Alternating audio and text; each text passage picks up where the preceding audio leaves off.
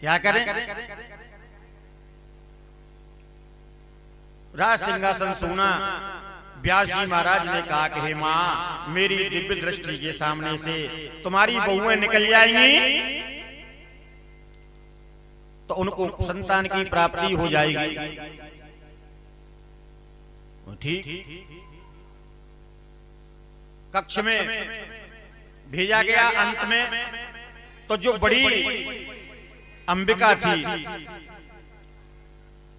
जैसे ही भगवान व्यास जी की दिव्य दृष्टि उस पर पड़ी तो दिव्य दृष्टि के प्रकाश से उसकी आंखें बंद हो गई, तो उनके तो अंधे धृतराष्ट्र हो गई।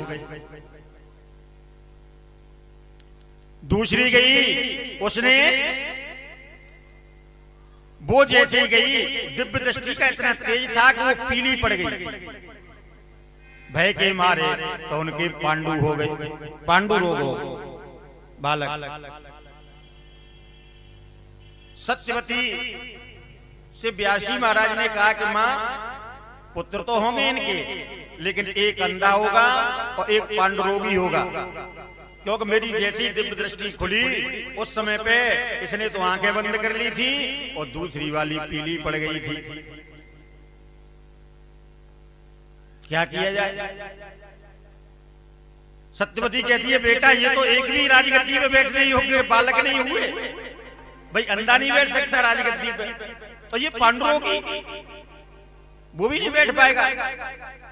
मैं तीसरी द्वारा याचना करती हूं तुझसे, तू तो महान तपस्वी है, ब्रह्म ज्ञानी है, तेरे लिए कोई दुष्कर कार्य नहीं, एक बार प्रयास और कर दे।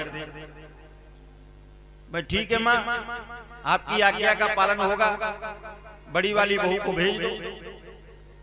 बड़ी वाली बहू से कहा, वो तो पहले से ही घबराई हुई थी, उसने क्या किया, चुपके से अपनी दासी को भेज दिया, और दासी निडर थी, वो मुंह से बड़बड़ाती हुई सामने से निकल गई, तो उनके विदुर जी हुए।